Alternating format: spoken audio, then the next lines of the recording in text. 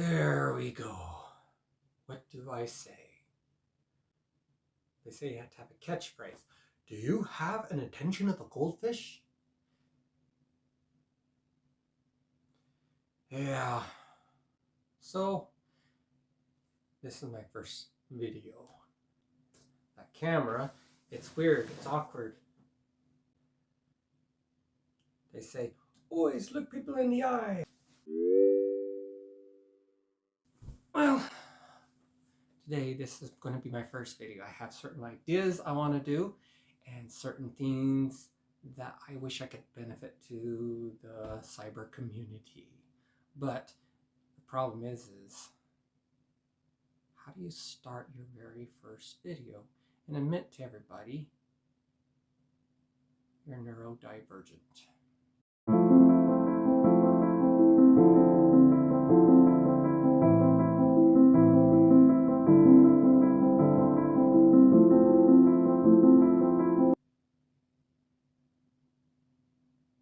So when I was little, let's say first, second grade, they said I had ADD.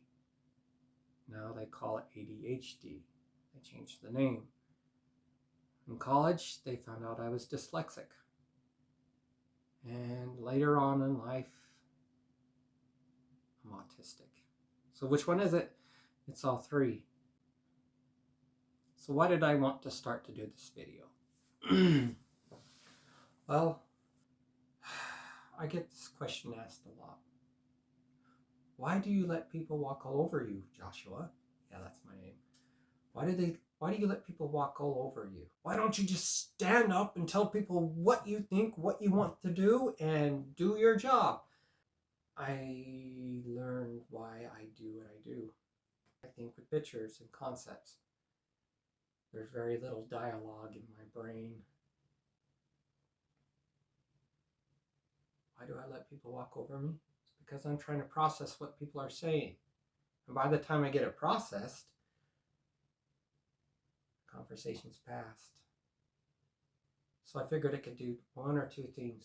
You can get upset about it,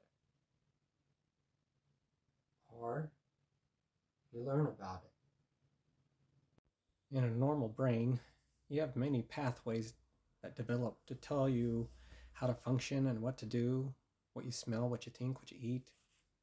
But in a neurodivergent brain, imagine it like a cobweb. There's so many connections. Sometimes there's miscommunication in the brain. There's hyperactivity or hypo. It gets crazy.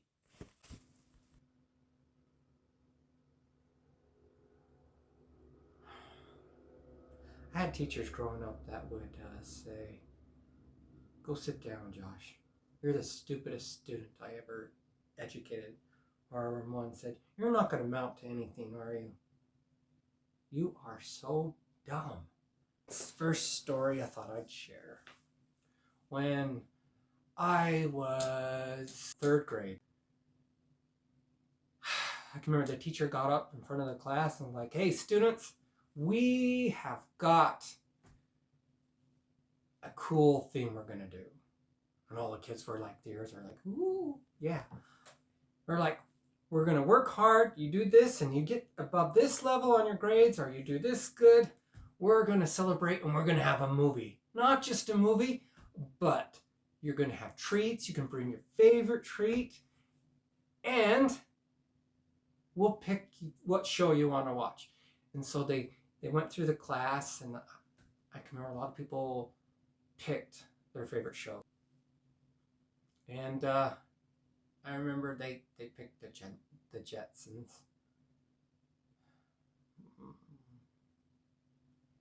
Anyways, I was excited along with everybody else. And I thought, I'm going to do this. I'm going to work real hard. I'm going to be like one of those kids that get this reward. And I buckled down and I worked and I worked and I worked and I worked. Weeks passed, grades came in, people did awesome, and I didn't pass, or I didn't do good enough.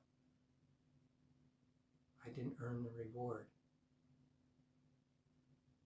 And I had to sit behind all day long while everybody had that party. Now there's a weird character flaw about me. I like to analyze. I love to learn. But the way I learn is not like everybody else. I didn't get depressed, so to speak. I was just, okay, it's happened again. This always happens. But there was one other person in that room with me. And I can remember looking at him and thinking, I wonder what he got in here for. You know, he's a class bully. He had to sit and do his homework. And I remember thinking, that poor guy. I feel bad for him. A lot of times when people talk to me, I notice I don't quite understand what they're saying right at first. They're always out of focus. It takes a while for it to register and make sense in my head. So when there's an argument or people tell me what to do, I don't quite realize it at first. I had to think. Then when it makes sense to me, it's usually too late, or I get taken advantage of.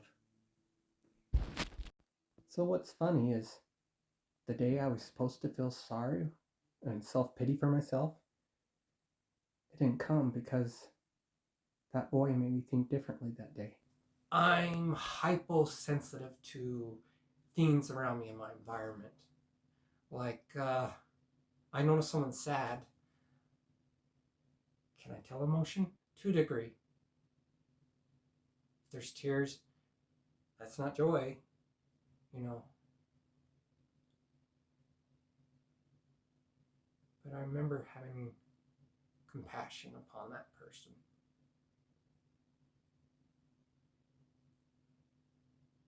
I didn't realize at the time that I noticed every little flaw, every little detail in the room. Someone comes in one day and they dyed their hair half a shade of different.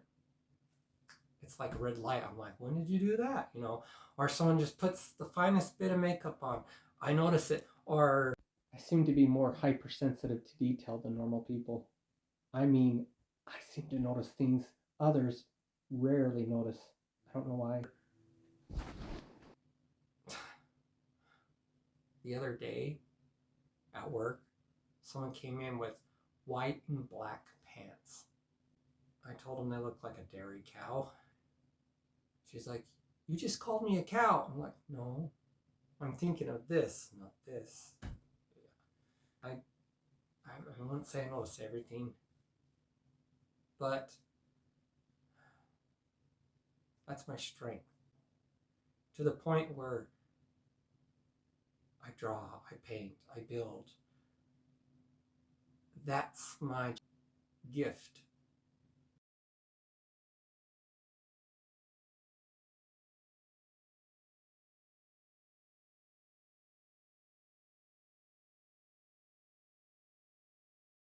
But when it comes to spelling, when it comes to being able to do schoolwork like everybody else, I don't do so well. I had to teach myself how to do better as I got older. I understand the concept of sarcasm, but I don't do so well there when it goes on too long. I get teased still. But my core belief, one belief that I have tried to keep constant in my life is people want to be good, for the most part. Yeah, there are some exceptions where people just enjoy making other people miserable. But I think on a whole, deep inside, if you're born into this world, there's a little bit of goodness in there somewhere. And I try to hold out for hope and give people the benefit of the doubt. And before I speak, Josh, why do you let people walk over you? I'm processing, I'm listening, I'm looking for good that I can find. Joshua, they're taking advantage of you in a lot of ways. I know. But I see into the future that if I act this way, this is going to be the result because it's happened so much to me. But if I act this way, I plan for this result. And I'm trying to get here. So a lot of times I allow people to make mistakes because I've made lots. I allow people to be human because we all are. I have